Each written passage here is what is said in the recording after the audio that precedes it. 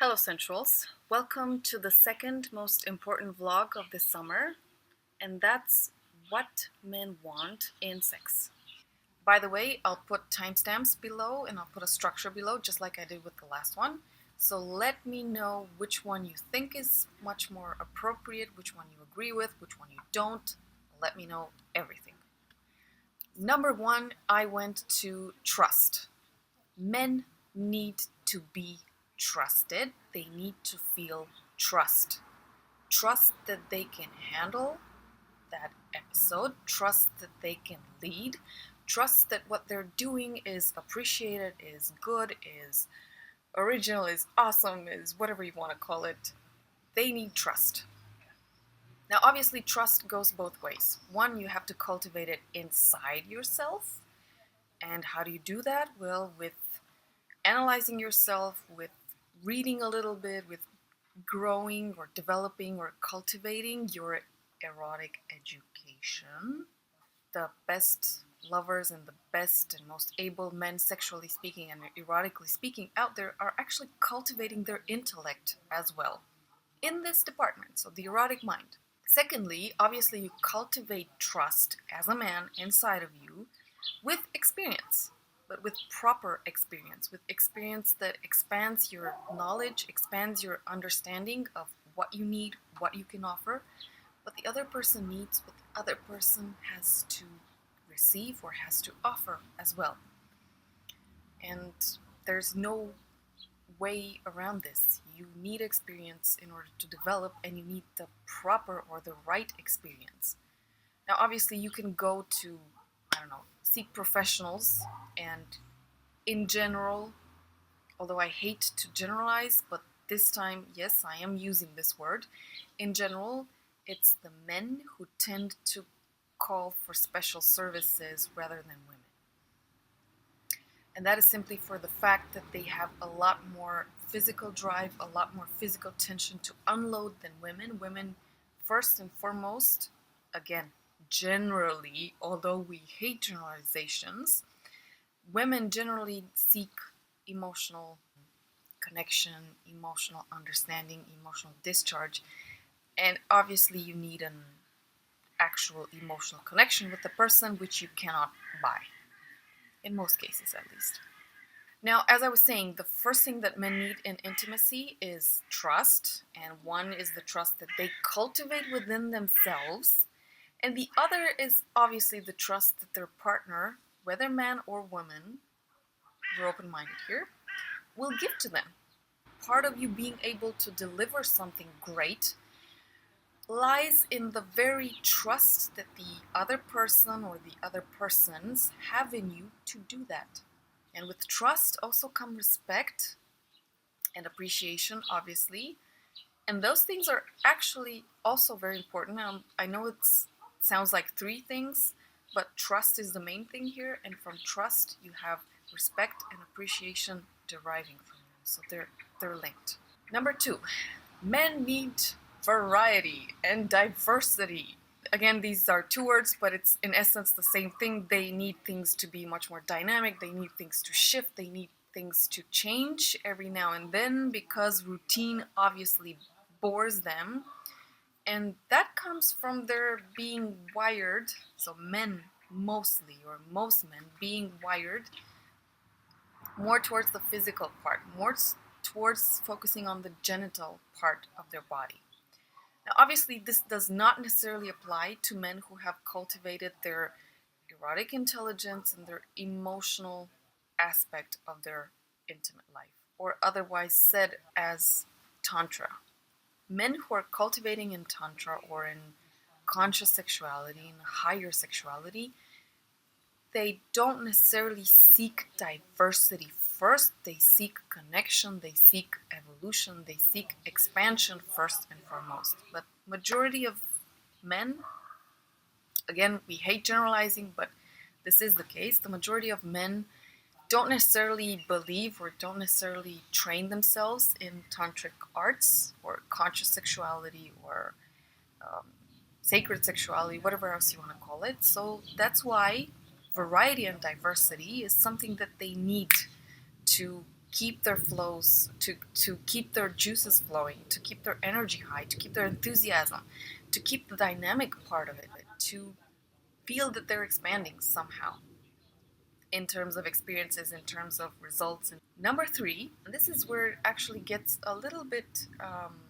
kinkier, they like a sexual or a neurotic nerd. And by nerd, I mean a partner, whether man or woman, who's actually the person who's so dedicated and so committed to developing here, to learning, to knowing new things, to encompassing experiences that perhaps people don't usually do. So they are like this, like a nerd is. They take this structured, they study, and they're very serious about studying, and they apply as much of the things as possible, and they always want to get the best grade ever in the classroom, or in this case, in the relationship. Simply because this is what a nerd does. They're so serious and they're so committed to learning and to studying, and they'll study every book or every documentary or every interview or every training that comes in their path simply because they want to grow. And men actually love this. I need to make a note here. The men who have confidence in themselves, so they've built their own trust, find this attractive. The men who didn't may not find this attractive. In fact, they may find this somewhat threatening. They may confuse the thirst for knowledge and the quest for knowledge and for expansion with a partner who's competitive, a partner who takes charge, who takes lead. That doesn't necessarily mean that a partner who's developing in this area will take charge and take the lead and just disregard whatever they want to do. But unfortunately, the men who have not cultivated step number one, and that is self-trust, may not, again, may not like a sex nerd in their partner. Those who do have confidence and those who do have self-trust and those who do cultivate themselves also, yeah, they'll love this partner. It's ideal. It's like they have somebody who matches them, they have somebody with whom they can grow together, they have somebody with whom they can keep a certain rhythm, which is upbeat, which is much more evolved, which is constantly growing, constantly refreshing. And yes, any man who's committed to his personal development will love this in a partner and will actually seek somebody who's obviously first and foremost open to learning new things. And that means whatever they propose is received much more willingly. Not necessarily all accepted, because maybe some things don't apply to their partner. But as a general rule, their partner, who's a sex nerd and who wants to learn, will be more open to, well, new proposals. Or they'll bring new proposals and they'll love this as well. And my number 4, by the way, I forgot to count them with fingers, but anyway, you get the picture. So number 4 is in fact a confident woman or a confident partner. Believe it or not, this is very attractive to a man, a woman, or a partner who knows themselves and who is confident. Now, by confident, I mean a partner who knows themselves in this area of their lives, because remember, we're talking just sexuality now, who knows their attributes, who knows their abilities, who knows what they can do, what their body can do, what their body can withstand or not at any given moment. And obviously, this is a person who has confidence will obviously take whatever proposals come their way much more lightly, much more relaxed, much more confidently, obviously, and will definitely be able to keep their boundaries whenever they feel that something is right or not for them. However, because there is a however here, there's a double edge here.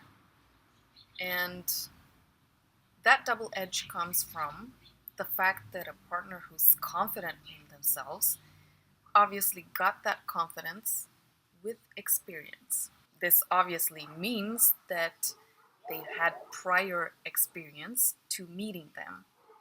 And men don't like to think about that. As much as they like a capable and a confident and a mature partner, the things that lie beneath that capability, maturity, and ability are actually experiences. And this torments them in a way because obviously there are some questions that go through their mind, and that is, how many people has she been seeing before I did? Just what has she been doing before she met me? How many people have touched her before I did? Now, that's not very easy for men in general. Obviously, they would rather have this able woman, but just not necessarily with so much prior experience. And there's this double standard here. They don't mind having their experience and having their abilities developed and having their plethora of partners and situations from which to grow, but they're not so comfortable with their women or their partner having this. Again, the majority of them. There are people who are confident enough in themselves that they don't feel threatened by this. It is not easy for a man who is accustomed, although they may not like to hear this, but men are generally influenced by what their fathers tell them, what other guys present as models in terms of partners, in terms of intimate life, and so on, sexual performances. And women who've had too much experience, and I stress too much, and too much is a very subjective term. So women who have had too much experience aren't necessarily comfortable. Obviously, we're not talking about call girls or prostitutes or any other people who work in the sex industry. We're talking about normal people who are just have had a lot of experience, who have grown, who have dedicated time, energy into this part of their lives. If you're a woman and you're training yourself, you're developing yourself, and you meet a person who finds you attractive, who finds you magnetic, who finds you enticing and amazing and so alive, and they want to have you around them, they want to have a relationship with you, but you can feel that they're also conflicted about the fact that you have more experience. This is not your thing to solve. This is internal to a man, and this is their job to clean, to process. What you can do is rest assured that whatever you have done up to that point was done in your best interest because you wanted that, you needed that, and everything that you did was respecting your own body and your own needs, emotional, psychological, physical. This is what we all do in terms of personal development. We take care of ourselves to the best of our knowledge, to the best of our abilities. Now, if somebody is threatened or conflicted or unsure how to handle you because of this, keep in mind that this is their thing to process. And with some men, it may take years to process. It may take years of pondering over this, of ruminating over this sometimes, or more relationships to go through in order to really appreciate a partner who is this, fully appreciate a partner who's developed and not feel threatened by that. Instead, see the beauty and the gift that a partner like this can bring in their intimate lives. There are probably many other things that I could say here. I did not go into swinging, into non-monogamy. I did not go into toys. I did not go into a lot of things. So I tried to keep it as simple as possible because I think these are the basics that they want in sex. Remember, a woman who has these qualities: trust, diversity, variety, sex nerd, and confidence. We could add to this emotional maturity. We could add to this femininity. We could add to this so many other things that may not necessarily pertain to the intimate act itself. I'll just stop right here. Let me know what you think. I would love to hear it. Ladies, if you want to fill out this list with other things, do let me know. Guys, if you think that something is missing here, or that I overlooked, or that I was superficial with something, let me know nonetheless, and I will make a sequel for this if that will be the case. So until next week, I hope that you have very exploratory and beautiful and dynamic and juicy and spicy sex life, and I'll see you in the next vlog.